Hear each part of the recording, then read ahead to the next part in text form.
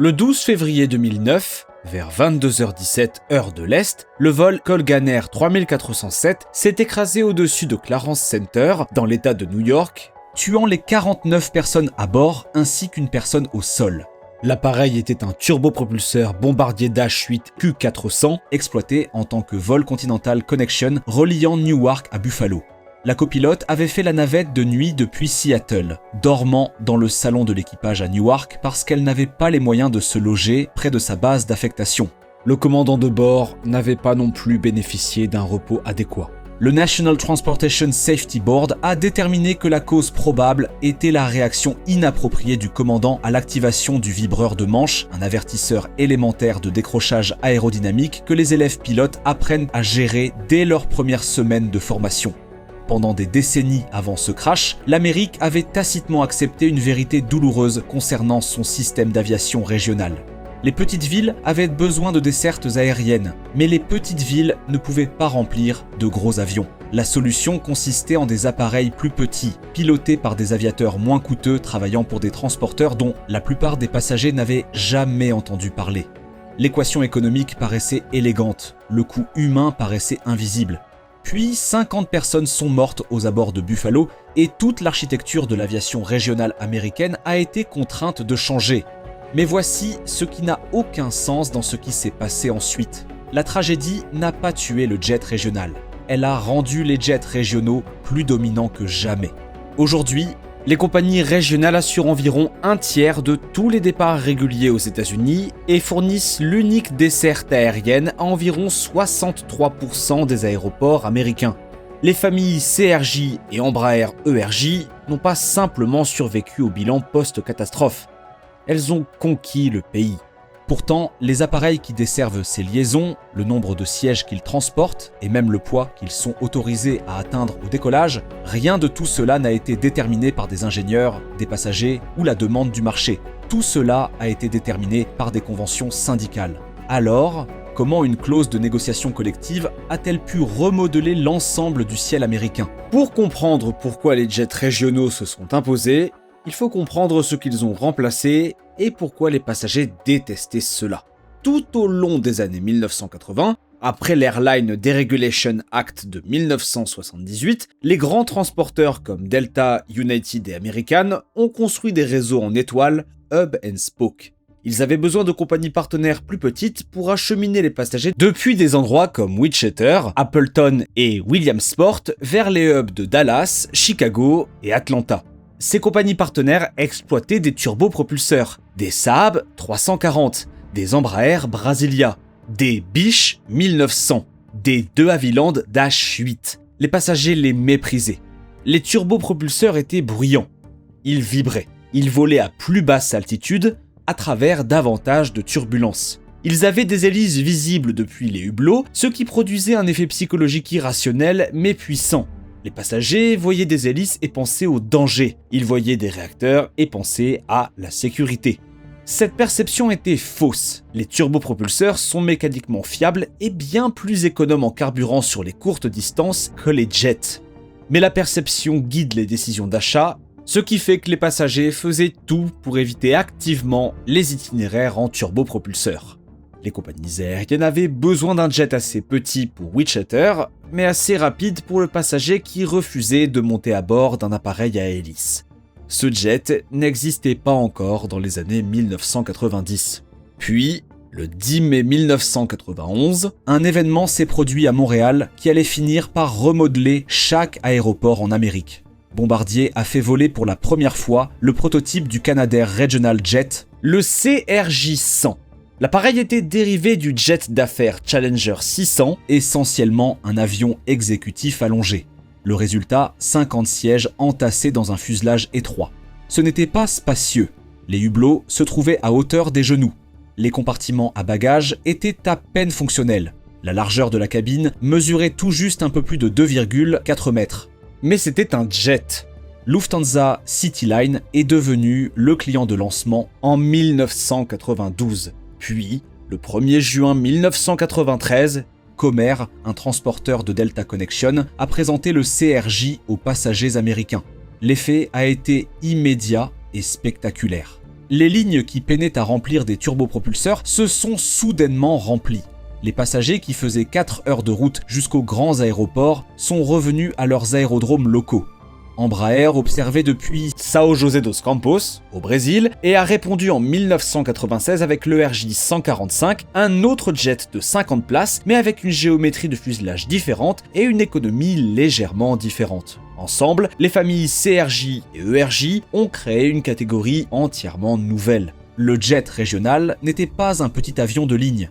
C'était un jet d'affaires allongé pour le service aérien commercial, conçu pour faire sentir aux 50 passagers qu'ils volaient à bord de quelque chose de vrai. À la fin des années 1990, tous les grands transporteurs américains en commandaient agressivement. Mesa Air Group, à l'origine un exploitant de turbopropulseurs faisant voler des Beech 1900 à travers le sud-ouest, a commencé à passer aux ERJ et CRJ, retirant finalement ses turbopropulseurs Dash 8 d'ici 2011. Commuter a effectué la même transition, retirant son dernier Dash 8 Q300 en septembre 2017 et sa flotte de Q200 en janvier 2018. Les transporteurs, les uns après les autres, ont remplacé les hélices par des jets. Non pas parce que les jets étaient plus efficaces sur ces lignes, ils ne l'étaient pas, mais parce que les passagers étaient prêts à payer pour éviter les hélices et les compagnies aériennes étaient prêtes à payer pour capter ces passagers. Le jet régional n'avait pas simplement complété le turbopropulseur, il l'avait anéanti. Mais c'est ici que toute cette histoire prend une direction à laquelle la plupart des gens ne pensent jamais. La révolution des jets régionaux n'a pas été uniquement portée par les préférences des passagers. Elle a été conçue par un arbitrage financier qui dépendait entièrement d'une disposition obscure enfouie dans les contrats des syndicats de pilotes. C'est ce qu'on appelle une clause de portée, scope clause. Une clause de portée est une section d'une convention collective entre une grande compagnie aérienne et son syndicat de pilotes, aux États-Unis généralement représenté par l'Airline Pilots Association ou ALPA. La clause définit la frontière entre les vols principaux, mainline, effectués par les pilotes de la grande compagnie elle-même et les vols régionaux, sous-traités à des filiales ou à des transporteurs sous contrat moins coûteux. La clause de portée détermine combien de jets régionaux peuvent opérer sous la marque d'un grand transporteur. Elle détermine le nombre maximum de sièges que ces jets peuvent transporter. Et, élément crucial, elle détermine la masse maximale au décollage de ces appareils. Dans les années 1990 et au début des années 2000, les clauses de portée étaient relativement souples par rapport aux appareils disponibles sur le marché. Les grandes compagnies aériennes en ont profité de manière agressive. Un commandant de bord mainline chez Delta ou United pouvait gagner $200 000 par an. Un copilote, dans une filiale régionale transportant les mêmes passagers sous la même marque, gagnait entre $16 000 et $25 000. L'équation économique était évidente. En sous-traitant les vols à des opérateurs régionaux à moindre coût, les compagnies réduisaient considérablement leurs coûts tout en conservant le même réseau et la même image de marque. Les compagnies ne sous-traitaient pas seulement les marchés à faible trafic, elles sous-traitaient aussi les marchés concurrentiels. Mesa Air Group a même créé une filiale appelée Freedom Airlines spécifiquement pour exploiter des jets pour US Airways tout en contournant les restrictions de portée que les pilotes mainline avaient négociées. Le syndicat des pilotes a riposté et, après que US Airways a levé ses restrictions de portée et conclu un accord avec le syndicat, Mesa a réintégré Freedom dans la société mère en 2003. La clause de portée est devenue le champ de bataille central des relations syndicales dans l'aviation américaine. Les pilotes mainline voyaient les jets régionaux comme une menace directe. Chaque jet de 50 sièges desservant une route rentable, c'était un siège qu'un pilote mainline aurait dû remplir dans un 737 ou un A320. Les syndicats ont exigé des restrictions plus strictes. Et dans les années 2010, après des années de négociations acrimonieuses chez Delta, United et American, le secteur s'est entendu sur des limites qui restent largement inchangées aujourd'hui. 76 sièges maximum, 86 000 livres de masse maximale au décollage. Des plafonds stricts sur le nombre total de grands jets régionaux que chaque transporteur pouvait exploiter. United était limité à 255 grands jets régionaux. Delta était plafonné à 102 jets de 70 sièges et 153 jets de 76 sièges. American limitait ses grands jets régionaux sous-traités à 40% de la taille de sa flotte mainline de monocouloirs. Ces chiffres n'ont pas été choisis par des ingénieurs aéronautiques. Ils ont été choisis par des négociateurs syndicaux et ils allaient dicter quels appareils pourraient exister sur le marché américain pour la décennie suivante et au-delà. La clause de périmètre ne s'est pas contentée de limiter la taille des flottes. Elle a façonné la conception même des avions. Bombardier et Embraer ont tous deux développé des avions régionaux plus grands pour occuper la catégorie des 70 à 76 sièges autorisés par les clauses de périmètre. Bombardier a proposé le CRJ 700 et le CRJ 900. Embraer a répliqué avec le 170 et le 175. Le 175 l'a emporté de manière décisive. De 2013 à 2017, la compagnie Embraer a enregistré près de 400 commandes 275 aux États-Unis, surpassant les ventes du CRJ 900 dans un rapport de 4 pour 1. La raison était simple. Embraer avait conçu la famille E-Jet avec une section de fuselage en double bulle, ce qui offrait des sièges plus larges de 18,25 pouces contre 17 pouces sur le CRJ, des coffres à bagages plus volumineux et une cabine se rapprochant davantage d'un monocouloir principal que d'un jet d'affaires allongé. Point crucial, la masse maximale au décollage de l'E-175 s'établissait à environ 85 500 livres, juste en deçà de la limite de 86 000 livres fixée par la clause de périmètre.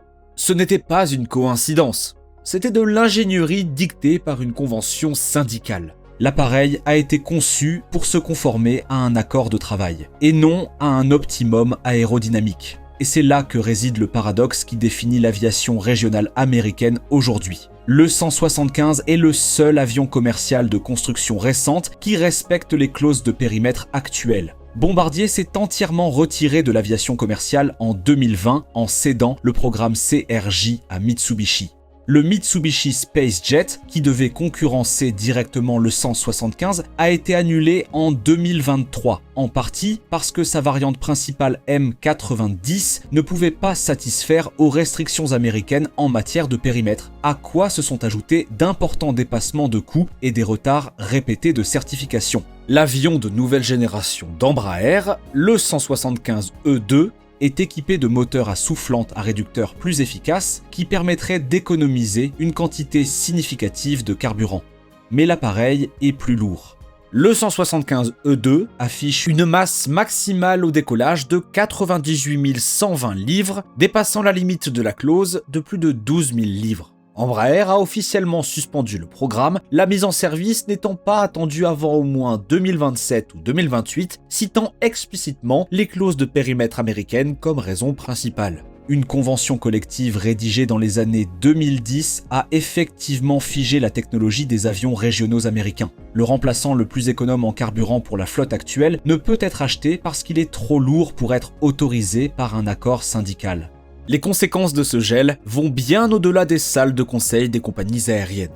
Les jets de 50 places qui ont lancé la révolution régionale, les CRJ 200 et ERJ 145, s'approchent de leur extinction économique.